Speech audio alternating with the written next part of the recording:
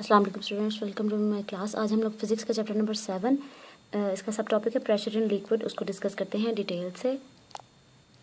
Pressure in liquids, pressure हम लोगों ने एटमॉस्फेरिक प्रेशर पढ़ा था, उसमें ये था कि हवा जो हमारे सराउंडिंग में है वो हमारे पर हर तरह से और हर डायरेक्शन में प्रेशर लगा रही होती है।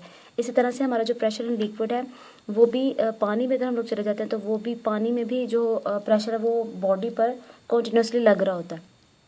इसको समझने के लिए हम लोग एक एग्जांपल ले लेते हैं। एक कंटेनर, उसमें हमने पानी लिया और उसके अंदर हमने एक बॉक्स या एक जो ऑब्जेक्ट है उसको हमने डिप करना है। जैसे ही हम लोग उसको डिप करेंगे तो एक फोर्स होगी जो उसके ऊपर लग रही होगी, और आपको पता है कि जिस तरह से फोर्स W = mg हो जाता है, जो फोर्स होती है वो हमेशा ग्रेविटी की वजह से डाउनवर्ड एक्ट कर रही होती है। इस तरह से F = mg, g is the gravity, और ये हमेशा कहाँ एक्ट करती है, डाउनवर्ड। तो यहाँ पे जो पानी है वो भी क्या कर रहा है, इसके ऊपर एक फोर्स लगा रहा है जो कि डाउनवर्ड डायरेक्शन में लग रही है। और जो चीज़ हम लोगों ने लिया, जो ऑब्जेक्ट, उसका एरिया हम लोगों ने रख लिया है A, और उसकी जो हाइट है यानी सरफेस ऑफ वाटर से लेकर जहाँ तक वो डेप्थ है उसकी, वहाँ तक उसकी हाइट है एज। हम लोगों ने ये फाइंड करना है कि किस तरह से जो प्रेशर है वो इस एरिया पर लग रहा है।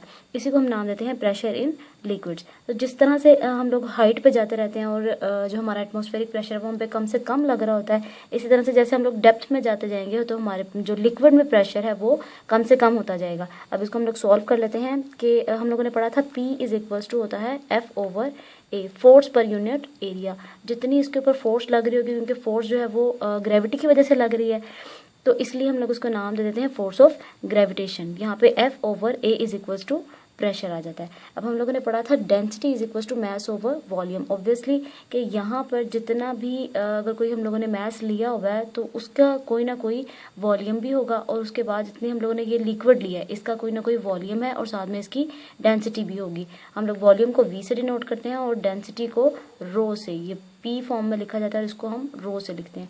यहाँ पे हम लोग कर लेते हैं कि डेंसिटी रो = मास m/v।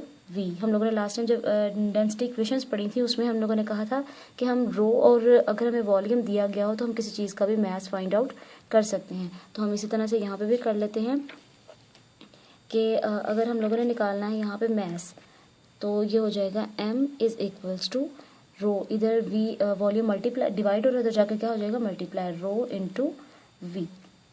m = रो, V मीन्स, V हम लोग जानते हैं कि वॉल्यूम होता है area multiply height.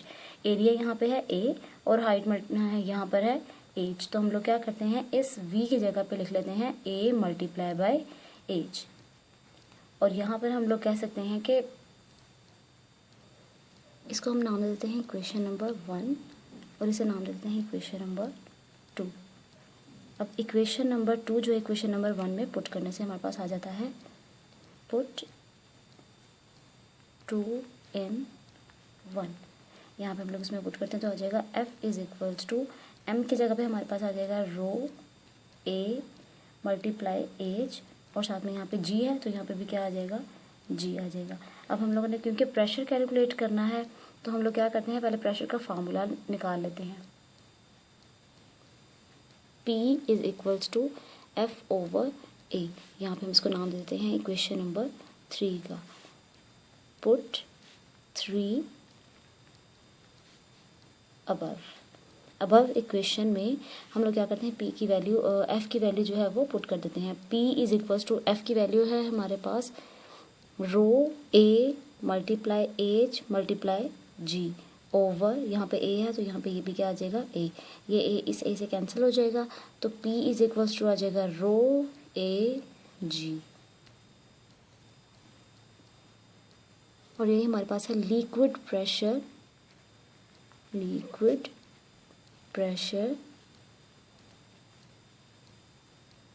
Eight depth H। यही वो प्रेशर होगा कि जिसकी वजह से जो हमने ऑब्जेक्ट है वो पानी में डाला है और वो किस तरह से नीचे की तरफ आएगा, उस पर कितना प्रेशर आएगा, हम लोग इस फार्मूले की मदद से किसी भी ऑब्जेक्ट का प्रेशर जो है, pressure in liquid find out कर सकते हैं। Thank you so much for watching.